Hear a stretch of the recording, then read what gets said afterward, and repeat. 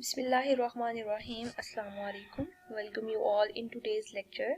I hope you all are fine and doing good. The lectures from the grade 8, 9 and 10 will be uploaded soon here.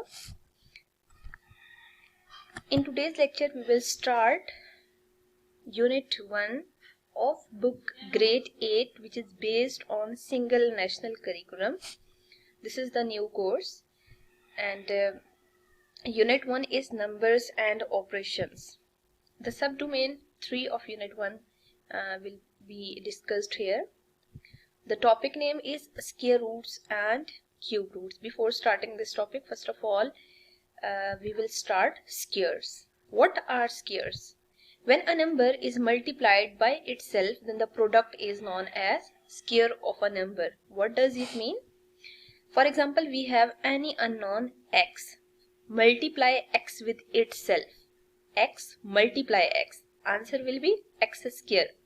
अगर आपको याद हो, previous classes में हम discuss कर चुके हैं कि जब हम दो सेम नंबर्स को मल्टीप्लाई करते हैं, मींस जिनकी बेसिस सेम होती हैं, पावर्स उनकी ऐड हो जाती हैं प्रोडक्ट रूल के अकॉर्डिंग. तो यहाँ पे देखें, x की पावर क्या है 1, इस x की पावर क्या है 1, तो 1 को 1 में ऐड करें, answer will be 2. It means x multiply x equals x raise to power 2. और ये जो पावर में हमारे पास 2 आता है, एक्सपोनेंट 2 आता है, हमेशा हम उसको रीड करते हैं स्क्वायर. मींस अगर आप इस फुल को रीड करें तो क्या होगा, x square. For example, we have a numeric value 5. Multiply 5 with itself, answer will be 5 square. तो 5 को 5 से मल्टीप्लाई करें, 5 5 से 25. Hence the square of 5 is 25. Similarly, we have a number 3. Multiply 3 with 3. Answer will B 9. और अगर हम इसी को एक्सपोनेंशियल फॉर्म में लिखें तो आपके पास आंसर क्या आएगा, 3 स्क्वायर. मीन्स ये जो पावर आ रही होगी, अगर पावर में 2 आए, हम हमेशा उसको स्क्वायर की टर्म्स में रीड करते हैं. Hence the square of 3 is 9. Now we will do questions from exercise 1.4. और कुछ क्वेश्चंस यहाँ पे डिस्कस किए गए हैं. For example, we have a numeric value 7. ठीक है, first question is 7. First of all आप लिखेंगे the square of 7 is 7 square. Mathematically इसको लिखने का यही मेथड होता है ना कि 7 के ऊपर हम हमेशा पावर 2 डालेंगे. ठीक है, तो 7 स्क्वायर को अगर हम देखें कैसे लिखते होते हैं, what does it mean, multiply 7 with itself. Means 7 को 7 से मल्टीप्लाई करें, क्योंकि टेबल्स आपको आते हैं. 7 into 7 is 49. तो लास्ट पे आप लिखते हैं hence the square of 7 is 49. We have another numeric value, fifth part में आप देखें 37. तो 37 के स्क्वायर को फाइंड करना है, तो the square of 37 is 37 square. आप इसको मैथमेटिकल फॉर्म में लिखें एंड देन मल्टीप्लाई 37 विद 37. तो यहाँ पे रफ वर्क में देखें, हमने 37 को 37 से मल्टीप्लाई किया है. ये जो रेड कलर में आ रहा है, इनमें देखें हमने रफ वर्क सारा किया है. तो आंसर इसका क्या आ रहा है, 1369. Hence the square of 37 is 1369. Next आपने एक और मेथड देखना है जिसमें हम समेशन पैटर्न को यूज करके स्क्वायर्स फाइंड करते हैं. अब इस समेशन पैटर्न को ना जरा ध्यान से देखें, बहुत इजी और बहुत इंटरेस्टिंग है. इसमें देखें, सबसे पहले अगर आप 1 का स्क्वायर ले रहे हैं, 1 स्क्वायर का मतलब ये होता है कि आपने जस्ट यहाँ 1 लिखना है, आंसर विल बी 1. ठीक है, 1 से क्लियर नहीं हो रहा, आप जरा 2 पे मूव करें. अब देखें, 2 स्क्वायर जब भी आप लिख रहे हैं तो 2 स्क्वायर में आप इस समेशन पैटर्न के अकॉर्डिंग आपने लिखना हमेशा इस तरह होता है कि आपने ना 1 से काउंटिंग लिखना स्टार्ट करनी होती है. जब 1 से काउंटिंग लिखना स्टार्ट करनी है तो देखिए सबसे पहले 1 आता है, 1 + 2. अब आपने ये देखना है कि यहाँ पे किस नंबर का स्क्वायर ले रहे हैं, 2 का स्क्वायर ले रहे हैं ना, 2 तक आपने लिखना होगा. मतलब 1 + 2 प्लस, अब उसके बाद आप डिसेंडिंग ऑर्डर में काउंटिंग लिखना स्टार्ट करें. मतलब 2 के बाद फिर क्या आता है, 1 आएगा. ठीक है, अब हम एक बार 10 को देखते हैं, फिर आपको ज्यादा क्लियर होगा पैटर्न. देखिए, 10 स्क्वायर के लिए ना लिखना आप कैसे स्टार्ट करेंगे, 1 से नेचुरल नंबर्स को लिखना स्टार्ट करेंगे. मतलब 1 + 2 + 3 + 4 + 5 + 6 + 7 + 8 + 9 + 10. मतलब जिस नंबर का स्क्वायर लिखना है वहां तक आपने काउंटिंग लिखनी है और सबको ऐड करना है, फिर आपने इसी को डिसेंडिंग ऑर्डर में लिखना स्टार्ट करना है। मतलब 10 से पिछला नंबर लिखना होगा 9 plus 8 plus 7 plus 6 plus 5 plus 4 plus 3 plus 2 plus 1, और फिर इन सब नंबर्स को जब आप ऐड कर देते हैं तो जो आंसर आएगा वो 100 आ रहा है। तो जो 100 है वो 10 का स्क्वायर है, मतलब स्क्वायर ऑफ 10 का आंसर क्या आ रहा है, 100 आ रहा है। तो अब यकीनन आपको समेशन पैटर्न समझ आ गया होगा कि आपने कैसे लिखना होगा। जो भी नंबर गिवन है जिसका आपने स्क्वायर फाइंड करना है, हमेशा 1 से काउंटिंग स्टार्ट करके आपने उस नंबर तक लिखना होगा, फिर उस नंबर के बाद डिसेंडिंग ऑर्डर में काउंटिंग आपने लिखनी होगी। ठीक है, तो फिर उन सब नंबर्स को ऐड कर लें, जो आंसर आएगा वो आपके पास स्क्वायर ऑफ दैट नंबर होगा। ओके, अब हम इसके कुछ रूल्स डिस्कस करेंगे। मतलब जो हमने वहाँ किया है ना, उसी को हम सिर्फ डिस्क्रिप्शन फॉर्म में देख रहे हैं। पहला रूल क्या था कि each row starts and ends by digit 1। आप देख सकते हैं page number 21, book page number 21 पे ये फिगर मौजूद है। ठीक है, वहाँ पे देखें हर नंबर 1 से स्टार्ट हो रहा है और 1 पे ही एंड हो रहा है। तो मतलब ये यहाँ तो 10 तक स्क्वायर्स गिवन है ना, ये 100 120 मतलब अप टू 100 जितनी भी काउंटिंग गिवन है उसमें जिस नंबर का भी आप स्क्वायर लेंगे, हमेशा जब समेशन पैटर्न में लिखेंगे वो 1 से स्टार्ट होगा और 1 पे ही एंड होगा। ठीक है, मतलब बीच के फिर सारे नंबर्स को आपने ऐड करना होगा। The second point is the digit increases up to the number whose square is required and then decreases. आप देख सकते हैं कि हर नंबर 1 से स्टार्ट हो रहा है और कहाँ तक हम लिख रहे हैं काउंटिंग, जिस नंबर का आपने स्क्वायर फाइंड करना है, फिर उसके बाद वो नंबर डिक्रीज होना स्टार्ट हो जाता है। मतलब आप लेट से आपने 3 का निकालना है तो 1 2 3 लिखेंगे, 3 तक लिखने के बाद फिर आपने उन नंबर को डिक्रीज करना स्टार्ट करना है। ठीक है, the numbers of the digits in each row increases by 2 digits. हर डिजिट रो में जो डिजिट्स हैं वो 2 डिजिट्स इंक्रीज हो रहे हैं। The fourth is the difference of any two consecutive square is an odd number. The difference of any two consecutive square is an odd number. What does it mean? For example आप क्या करते हैं, 5 का square लेते हैं। For example 5 का square देखें तो वो क्या आ रहा है, 25 आ रहा है।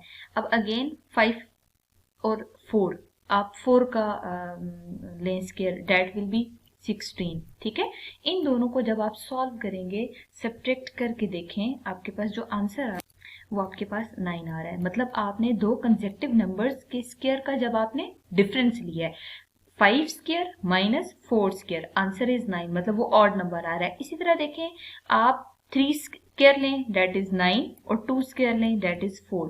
ठीक है, इन दोनों का जब आप डिफरेंस लेंगे आंसर क्या आ रहा है, 5 आ रहा है। तो ये अप टू सोन इन्फिनिटी तक सब नंबर्स के लिए कि जब भी दो कंसेक्टिव स्क्वायर्स का डिफरेंस लेते हैं आप तो ऑड नंबर आता है। कंसेक्टिव का मतलब होता है साथ साथ जो नंबर्स होते हैं। मतलब 4 के आगे देखें 5 आ रहा है, 5 के आगे देखें 6 आ रहा है, 6 के साथ 7, तो मतलब जो दो कंसेक्टिव नंबर हैं उनका आपने स्क्वायर लेना होगा। फिफ्थ देखें, the number of the digits in a particular row is the addition of the number and the previous consecutive numbers whose square are to be found. देखिए 5th पॉइंट में वो ये कह रहे हैं कि number of the digits in the particular row, मतलब कितने डिजिट्स हैं हर रो में। फॉर एग्जांपल आप लेते हैं, हम 2 से स्टार्ट करते हैं, 2 वाली रो में कितने डिजिट्स हैं, 3। तो ये जो डिजिट्स हैं, नंबर ऑफ डिजिट्स हैं, वो कितने होने चाहिए, जो नंबर जिसका आप स्क्वायर फाइंड कर रहे हैं वो नंबर और उससे जो पिछला नंबर है वो, मतलब 2 + 1 इज 3। सिमिलरली अगले में देखें, आपके पास 3 वाले में कितने डिजिट्स होने चाहिए, 3 + 2 इज 5, तो मतलब 5 डिजिट होंगे। अब 4 वाली रो में कितने डिजिट्स होंगे, आपको कैसे पता चलेगा, 4 में प्रीवियस नंबर ऐड करें, 4 + 3 इज 7, तो देख सकते हैं 1 2 3 4 5 6 7 डिजिट्स हैं। अब हम लास्ट से चेक करते हैं, 10 वाले में देखिए कितने डिजिट्स होने चाहिए, ये डिजिट प्लस इससे जो प्रीवियस डिजिट है वो, मतलब 10 + 9 इज 19, जो नंबर ऑफ डिजिट्स हैं वो कितने होंगे, 19 होंगे। तो लास्ट जो 5th पॉइंट है उसमें वो यही कह रहे हैं कि the number of digits in the particular row is the addition of the number and the previous consecutive number. मतलब वो नंबर जिसका आपने स्क्वायर फाइंड करना है और उससे जो प्रीवियस कंसेक्टिव नंबर है, उन दोनों को आप ऐड करेंगे तो आपको ये पता चल जाएगा कि नंबर ऑफ डिजिट्स कितने होने चाहिए। ठीक है, ओके।